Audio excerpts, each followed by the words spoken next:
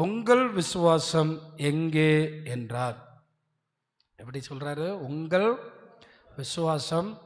இங்கேயும் ஆண்டவரை நம்பி வந்திருக்கிற உங்களை பார்த்து ஆண்டவர் இன்னைக்கு தான் கேட்குறேன், உங்கள் விசுவாசம் எங்கே?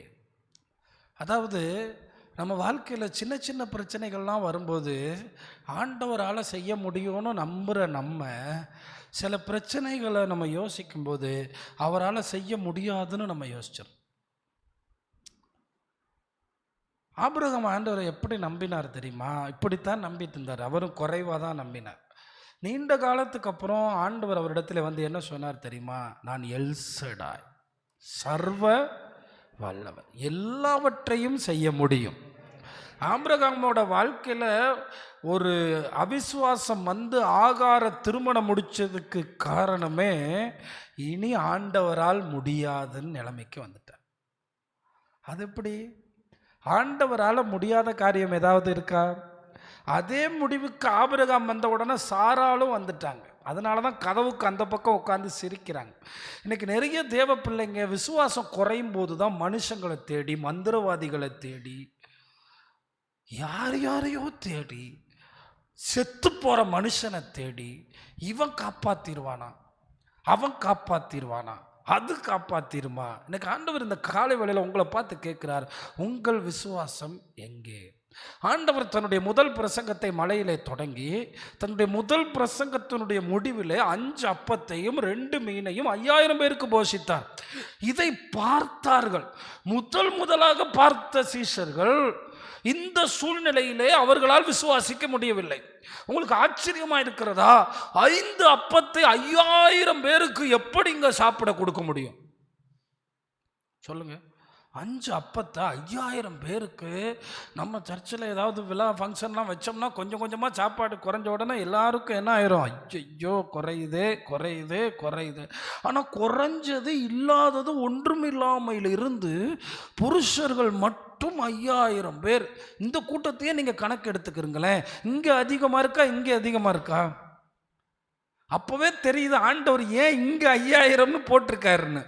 அப்போ இந்த பக்கம் எவ்வளவு இருக்கும்? இங்கே எத்தனை பேர் இருக்காங்க பாருங்க, 3 2 5 7 பேர். இங்கே அதை விட 4 மடங்கு இருக்கீங்க. அப்போ 5000 புருஷர்கள்னா ஸ்திரீகள் 20000 பேர். அப்புறம் இந்த குழந்தைங்க வெறும் 5 அப்பத்தை எடுத்து நம்முடைய ஆண்டவர் இல்லாதவைகளை இருக்கிறவராய் மாற்றுகிறவர், தண்ணியை திராட்சரசமாய் மாற்றுகிறவர். இல்லதான் நம்ம வாழ்க்கையில இயேசு இருக்கிறார், அவர் ஜீவிக்கிறார், அவர் உயிரோடு இருக்கிறார், அவர் செயல்படுவார். அந்த விசுவாசம் தான். நீங்க விசுவாசிகளுடைய பட்டியலை எடுத்து பாருங்களேன். நிறைய பேர் சாகவும் கொடுத்தார்களாம், உயிரோடு எழும்பவே விரும்பலையா. இழக்கிறதுக்காக ஆயத்தமாக்கப்பட்ட லிஸ்ட் அது. நீங்கள் அதை படிக்க படிக்க நானும் இயேசுவுக்காய் வாழ வேண்டும் என்கிற துடிப்பு வரும். ஆபேலில் தொடங்கி கடைசி மனிதன் வரை அந்த விசுவாசிகளுடைய பட்டியல். அதை எதுக்கு எழுதி வைத்தார் தெரியுமா? அந்த பட்டியலில் உங்கள் பேர் வந்தால் தான் நீங்கள் பரலோகம் போக முடியும். அந்த பட்டியலில் சாலமோன் பேர் இல்லாதனால தான் இன்னைக்கு பயப்படுறோம்.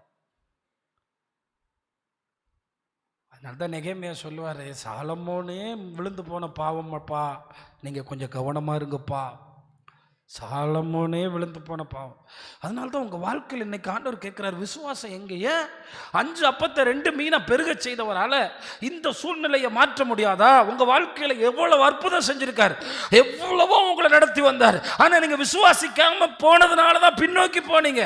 விசுவாசம் தான் விசுவாசம் இல்லாத தன்மை தான் உங்களை பாவத்தில் தள்ளுது. இங்கே என்ன நடந்துச்சு? ஆண்டவர் ஒரு படகுல ஏறி படுத்திருக்கார், இவங்களும் போனாங்க. அன்னைக்கு தான் ட்ராவல். கேரளா மாதிரி. கேரளாவில் நீங்கள் நிறைய இடத்துக்கு போனீங்கன்னா ட்ராவலே படகு தான். ஆலப்புழா போனீங்கன்னா டவுன் பஸ்ஸே படகு தான். ஆமாம், படகுல தான் பேப்பர் போடுவாங்க, படகுல தான் பால் வரும். இஸ்ரவேலில் ஆண்டவர் இருந்த அந்த கப்பர்நகும் பகுதிகளை சுற்றி இருந்த அந்த கலிலேயா கடலில் ஆண்டவர் அதிகமாக படகு வழியாகவே ட்ராவல் பண்ணுறார். அப்போ ஒரு நாள் ஊழியத்தை முடிச்சுட்டு அப்படியே நடுராத்திரியில் படகுல போகும்போது இன்னைக்கு இருக்க மாதிரி டர்ன்னு போயிருமா? போகாது, மெதுவாக தான் போகும். 2000 வருஷத்துக்கு முன்னாடி எப்படி டெக்னாலஜி இருந்துச்சோ யோசிச்சு பார்க்கும்போது இன்னும் அளவுக்கு வேகம் இருந்திருக்காது. வேகம் வர வர மரணம் கூடிருச்சு. ஃப்ளைட்டு வர வர நிச்சயமற்ற தன்மை பெருகிருச்சு. அப்போ அன்னைக்கு ஒரு படகுல போயிருப்பாங்க. திடீர்னு காற்று பயங்கரமாக வருது. நீங்கள் சொல்லுங்கள், அவருக்கு தெரியாமலா வந்துச்சு? உங்கள் வாழ்க்கையில் இருக்க எல்லா பிரச்சனையும் அவருக்கு தெரியும். உங்கள் கடன் பிரச்சனை தெரியுமா? தெரியும். உங்கள் கஷ்டம் தெரியுமா? தெரியும். உங்கள் சரீரத்துக்கு வியாதி தெரியுமா? தெரியும். உங்கள் போராட்டம் தெரியுமா? ஆனால் ஆண்டவர் கேட்கிறார், உங்கள் விசுவாசம் எங்கே? ஒன்று மட்டும் சொல்கிறேன், அவர் செய்ய முடியும்னு நம்பிட்டா அடுத்த செகண்ட் அற்புதத்துக்கான வழி திறக்கும். அதனால தான் முந்தின தடவை வரும்போது சாராள்கிட்ட தேவனால் கூடாத காரியம் ஒன்றுமில்லைன்னு விதைச்சிட்டு போனாங்க. ஏன்னா சாராளுக்குள்ள விசுவாசம் வந்தா தான் ஈசாக்கை பார்க்க முடியும். அல்லேலூயா, அல்லேலூயா. சாராளுக்குள்ள விசுவாசம் வந்தா தான். உங்களுக்கு தூக்கம் வந்துச்சுன்னா ஸ்தோத்திரம் பண்ணிகிட்டே இருங்க, இல்லைன்னா மாட்டிக்கிடுவீங்க. அதுதான் நான் சொல்கிறேன். இல்லைன்னா மாட்டிக்கிடுவீங்க, அவ்வளோதான். பிரச்சனை மாட்டிக்கிடுவீங்க, அப்புறம் கஷ்டம். என்ன கேட்குற தேவனுடைய பிள்ளைகளே, அப்போ பாருங்களேன். அப்போ இவங்க இப்போ என்ன நினைக்கிறாங்கன்னா, காற்றெல்லாம் இயேசுவால் நிற்க முடியுமா? புயலெல்லாம் மாற்ற முடியுமா? எந்த அளவுக்கு இங்கே புயல் வருது அங்கே பாருங்களேன். நான் படித்து பார்க்கும்போது ரொம்ப ஆச்சரியமாக இருந்தது. 23ஆம் வசனத்தில் படகு ஓடுகையில் அவர் நித்திரையாக இருந்தார். நம்ம ஆண்டவரால் மட்டும்தான் படகு ஓடும்போது நித்திரையாக இருக்க முடியும். எப்படி தெரியுமா? அந்த காலத்து படகு இப்படி இப்படி இப்படி இப்படி ஆடும், காற்றுல இன்னும் ஆடும். ஆனால் ஆண்டவர் நித்திரையாக இருக்கிற மாதிரி இருப்பார் சில நேரம். எதுக்கு? செயல்படாமல் இருக்கிற மாதிரி இருப்பார். எதுக்கு? நீங்கள் என்ன பண்ணுறீங்க?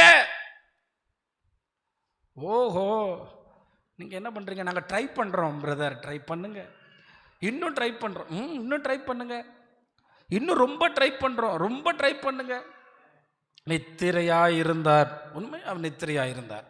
அவர் அங்கே செயல்படாத ஒரு சூழ்நிலையில் இருக்கிறார். அப்பொழுது கடலிலே சுழல் காற்று உண்டானதால், அனுப்புனதே வருதானே, அனுப்புனதே வருதானே, அனுப்புனதே வருதானே. காற்றை படைத்தவர். இந்த காற்றை வச்சே எத்தனை பேருக்கு விசுவாசத்தை கொடுத்தாரு, எத்தனை பேரை அழிச்சார் உங்களுக்கு தெரியுமா? அந்த காற்று அவருடைய பண்டக சாலையில் வைத்திருக்கிறார். காற்று அவருடைய திட்டத்துக்காக வைத்திருக்கிறார்.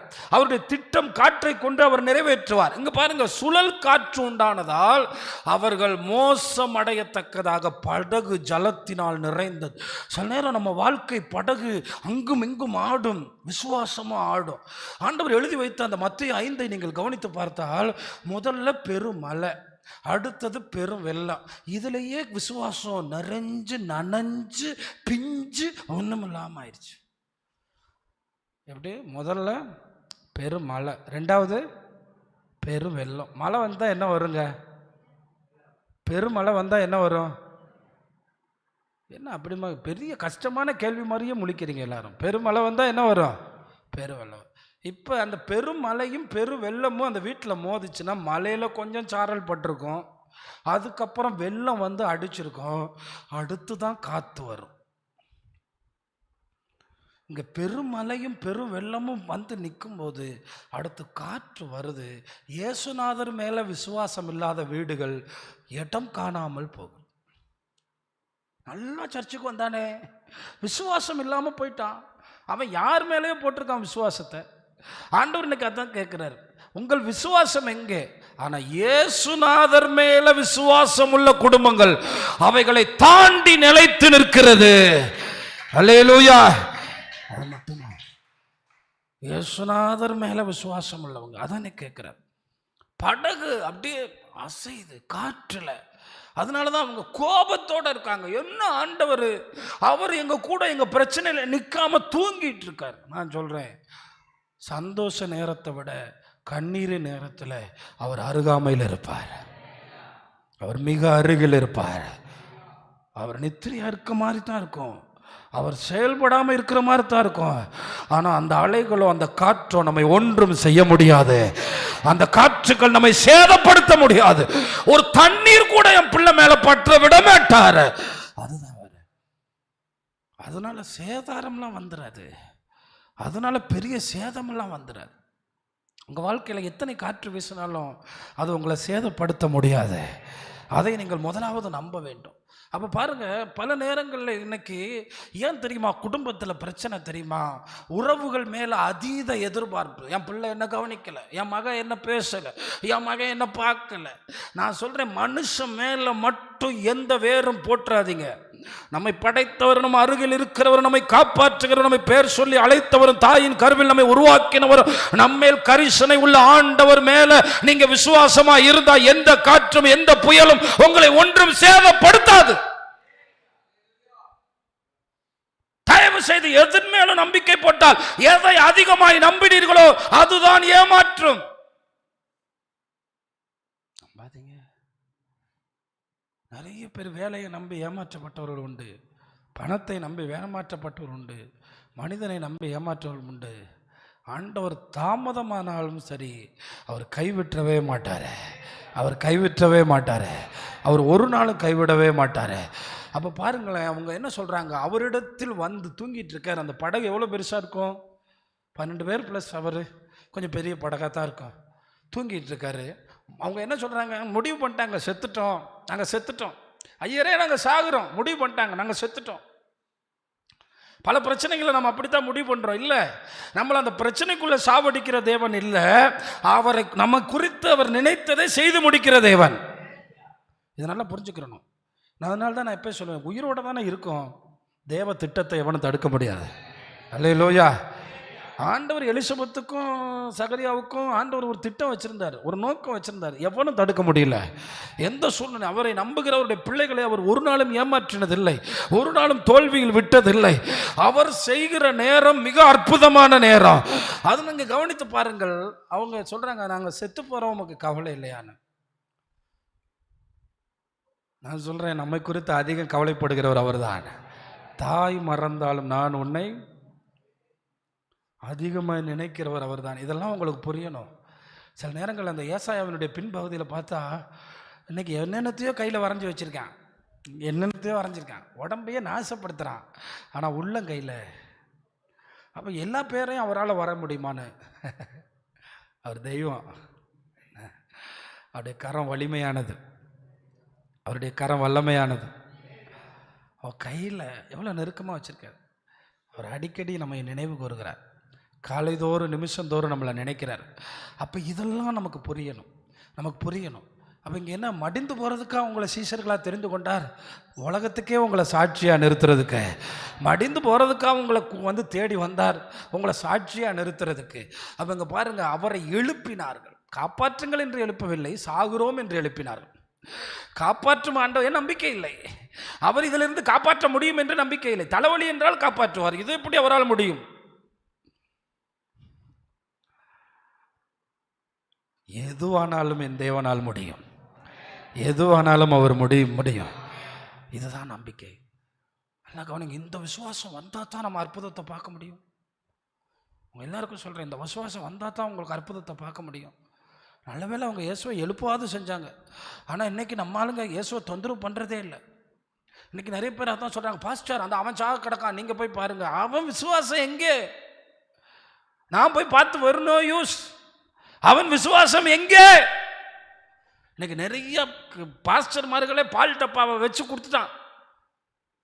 இல்லை, ஆண்டவர் சொன்னாரு, இரவும் பகலும் தம்மை நோக்கி கூப்பிடுகிறவர்களாகிய தம்மால். அப்போ தெரிந்து கொள்ளப்படுறதுக்கு நீ என்ன டிகிரி படிச்சிருக்கனோ தேவையில்லை. பிஎஸ்சி படித்ததுனால தான் சர்ச்சுக்குள்ளையா? இல்லை, நான் இந்த ஜாதிக்காரனால சர்ச்சுக்குள்ள. ஆனால் தெரிந்து கொள்ளப்பட்ட பிற்பாடு இரவும் பகலும் அவரை நோக்கி கூப்பிடும். இந்த என் வாழ்க்கையில் நான் போகிற இந்த பாதை என் ஆண்டவருக்கு தெரியாமல் இல்லை. நான் போகிற இந்த பாதையை மாற்றுவதும் அவரால் தான் கூடும். இந்த பாதையில் ஒரு பெரிய அற்புதத்தை அவரால் தான் செய்ய முடியும். என் வாழ்வை வளமாக்க அவரால் மட்டும்தான் கூடும். இதெல்லாம் புரிஞ்சுக்கிறேன். அவர் இல்லாமலும் கானானுக்கு போகலாம், ஆனால் மோசே அதுக்கு சம்மதிக்க மாட்டார். அவர் இல்லாமலும் சாப்பிடலாம், மோசே அவர் இல்லாமலும் வேலைக்கு போகலாம், சம்பாதிக்கலாம், ஆனால் மோசே அதுக்கு ஒத்து வர மாட்டார். தட்ஸ் மோசே. ஏன்னா மோசே விசுவாசத்தில் நடக்கிறவர், மோசே கையை மேலே பார்க்குறவர். 20 லட்சம் பேருக்கும் சாப்பாடு போடுகிற தெய்வம் நம்முடைய தேவன். அவர் நம்புறாரு. கைகளை தட்டி கர்த்தரை மகிமைப்படுத்துங்க. அல்லேலூயா. அதனால தான் இன்னைக்கு ஆண்டவர் கேட்கிறார், எனக்கு என்ன தெரியுமா தேவனுடைய பிள்ளைகளே, ஆண்டவர் ஏன் இப்படி சொன்னார்? என்ன சொன்னார்? இரவும் பகலும் தம்மை நோக்கி கூப்பிடுகிறவர்களாகிய தம்மால் தெரிந்து கொள்ளப்பட்டவருடைய விஷயத்துல நீடிய பொறுமையாயிருந்து இரக்கம் செய்யாமல் இருப்பாரோ நிச்சயமாய் நியாயம் செய்வார்னு சொன்னவர் அடுத்த வசனத்துல மனுஷகுமாரே வரும்போது, நீ என்னப்பா இரவும் பகலும் கூப்பிடுறதுக்கு? அவங்க ஒரு நாள் கூட தங்கள் பிரச்சனையை உணர்ந்து, என் தேவனே நான் இப்படி இருக்கிறேனே, என் நிலைமை இப்படி இருக்கிறது, ஐயரே நான் இப்படி அழுது கொண்டு இருக்கிறேனே, ஐயரே நான் இப்படி அவமானப்பட்டு, என்னை காப்பாற்றும் ஆண்டவர், எனக்கு உதவி செய்யும் ஆண்டவர். அப்போ தான் ஆண்டவர் மனுஷகுமாரை வரும்போது உங்களை நோக்கி ஜெபிக்க மாட்டாங்களா? ஆர்டிஃபிஷியல் இன்டெலிஜென்ஸ் மொபைலில் இருப்பாங்க, ஜெபிப்பது எப்படின்னு கேட்டுக்கிட்டு இருப்பாங்க, கடவுளை கனெக்ட் பண்ணுவது எப்படி, இப்போ அப்படி தான் கேட்குறாங்க. சாகாமல் இருப்பது எப்படி? அப்போ இன்றைய காலங்கள் வரும்போது விசுவாசிகள் ஜெபத்தை நிறுத்துகிறார்கள், தேவ வல்லமையை அவர்கள் காண முடிவதில்லை, தேவனை தொந்தரவு பண்ணுவதை நிறுத்துகிறார்கள். நம்ம வாழ்க்கையில் பிரச்சனை வரும்போது ஒருத்தர் தொந்தரவு பண்ணிக்கிட்டே இருக்கணும். நம்ம ஆண்டவர் அதான் சொல்றாரு, என்னை தொந்தரவு பண்ணிக்கிட்டே இரு, என்னை விட்டுறாத. நீ என்னை சார்ந்து இருக்கிறது ஒரு குழந்தை ஒரு அம்மாவை சார்ந்து இருக்கிறது போல நீ என்னை சார்ந்து இருக்கணும்னு நான் விரும்புகிறேன், அது விசுவாசம்னு சொல்கிறாரு. சில நேரம் கொஞ்சம் பணம் வந்தோன்னு அப்படி ரெக்கம் முளைக்குது, ஒரு சின்ன பிரச்சனையை திறந்து விடுறாரு, சோத்திரப்பா. ஏன்னா நீங்க விசுவாசத்துல நடக்கணும்னு அவர் விரும்புறார். இந்த பிரச்சனை இவ்வளவு தூரம் தாண்டி போன பிறகு உங்களுக்கு விசுவாசம் இல்லையா? இவ்வளவு அவமானப்பட்ட பிறகு விசுவாசம் இல்லையா? இவ்வளவு மனிதர்களை தேடி போன பிறகு விசுவாசம் இல்லையா? இவ்வளவு முயற்சி எடுத்த பிறகு விசுவாசம் இல்லையா? நல்ல வேளை அவர்கள் இயேசுவை தான் எழுப்பினார்கள். நல்ல வேளை, நல்ல வேளை அவர்கள் இயேசுவை. மடிந்து போகிறோம் என்ன, அவர் அதட்டுனா என் பிரச்சனை முடிஞ்சிருச்சு. அவர் ஒரு அதட்டுனா நம்ம வாழ்க்கையில் வீசுகிற எல்லா புயலும் நின்றும். அது எந்த புயலாக இருந்தாலும் சரி, அது அவங்களுக்கு அன்னைக்கு தெரியல. பாருங்க, அவர் ஒரு அதட்டுனா காத்து நிற்குது. எவ்வளோ பெரிய தெய்வத்தை ஆராதிக்கிறான். அதட்டுனா போதும். சில நேரம் சிலர் ஒரு அதட்டுவார் அபிமலேக்கு. அன்னைக்கு அவன் பயந்து வந்தான். அன்னையிலேருந்து சொல்கிறான், ஆபிரகாமே உன் கூட கர்த்தர் இருக்காரு. என்ன நடந்துச்சுன்னே ஆபிரகாமுக்கு தெரியல. ஒரு அதட்டு போட்டிருக்காரு, தொட்டா செத்த, எப்படி தொட்ட கொன்றுவேன். நிறைய பேர் முழிக்கிறாங்க, என்னடா சம்பவம்னு. ஏன்னா பைபிள் படித்தா தானே புரியும். தொட்ட கொன்றுவேன்றார். இத்தனைக்கு தப்பு ஆபிரகாம் மேலே தான், அபிமலைக்கு மேலே இல்லை. ஆனால் ஆண்டவர் விசுவாசிக்கிறவர்களை காப்பாற்றுகிறாரு. அதனால தான் இந்த காலையில் ஒன்றை மட்டும் சொல்கிறேன். நிறைய பேர் எப்படி இருக்கீங்கன்னு தெரியல. உங்கள் வாழ்க்கையில் தேவன் ஒன்றை அடைத்தால் எவனும் திறக்க முடியாது, தேவன் திறந்தால் எவனும் அடைக்கவே முடியாது. இதை மட்டும் நன்றாக நீங்கள் புரிந்து கொண்டு ஆண்டவரையே தொந்தரவு பண்ணுங்கள். ஏன் தொந்தரவு பண்ணலாம்? அவர் உங்கள் ஆத்தும நேசராக இருந்தால் போகும்போது கூப்பிடலாம், வரும்போது கூப்பிடலாம், நிற்கும் போது கூப்பிடலாம். அதனால ஆண்டவர்கிட்ட என்ன சொல்கிறேன்னா, அவருக்காக செயல்பட்டுக்கிட்டே இருக்கணும். பிரியமானவர்களே, ஏன் தெரியுமா? கிரியை இல்லாத விசுவாசம் செத்தது. நான் தான் சொல்லுவேன், ரட்சிக்கப்படுறதுக்கு ஆண்டவர் ஊழியக்காரங்களை அனுப்பி சர்ச்சுக்கு வாங்கன்னு கூப்பிடுறாங்க. ஆனால் வந்த பிறகும் விசுவாசம் இல்லாமல் நான் சர்ச்சுக்கு வரமாட்டேன், ஆண்டவரை தேட மாட்டேன், ஜெபிக்க மாட்டேன்னா நீ போயிட்டு வா.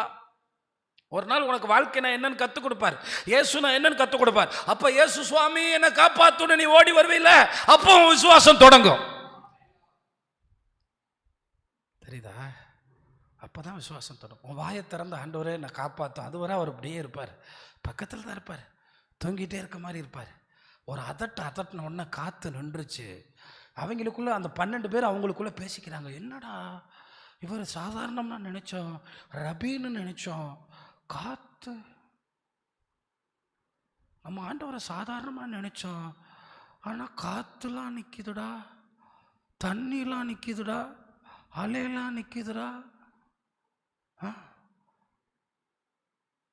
நம்ம ஆண்டவர் என்னடா அவங்களுக்குள்ள பேசிக்கிறான், ஒருவரோடு காற்றும் கடலும். அதனால தான் ஆண்டவர் கேட்டார் அடுத்த வசனத்தில், அங்கே கேட்குறாரு, உங்கள் விசுவாசம் எங்கே? நீங்கள் ஒரு நாள் காற்றை நிறுத்துவீர்கள், நீங்கள் ஒரு நாள் அலைகளை நிறுத்துவீர்கள். பேதுரு என்ன கற்றுக்கிட்டாரோ இல்லைங்க, விசுவாசத்தை கற்றுக்கிட்டாரு. அதனால தான் ஆண்டவர் சில விஷயங்களை அவர் செய்ததை விட பேதுருவை கொண்டு செஞ்சார். நான் சில நேரம் அப்படியே கற்பனை பண்ணி பார்ப்பேன், இந்த ஸ்டேஜில் ஒரு 10 பேரை படுக்க வச்சுருக்காங்க, அப்படி பேதுரு வந்து ஜெபிக்கலை, ஸ்தோத்திரம் சொல்லலை, ஒன்றும் சொல்லலை, அவர் நடக்க நோயாளி எந்திரிச்சு நடந்து போகிறான். எப்படிப்பட்ட விசுவாச வீரனா மாறிட்டான். எப்படி இருந்த ஆளு நீங்க எப்படி கொஞ்சம் கொஞ்சமா குறைஞ்சுக்கிட்டே வர்றீங்க. வளர வளர விசுவாசம் வளர மாட்டேங்குது.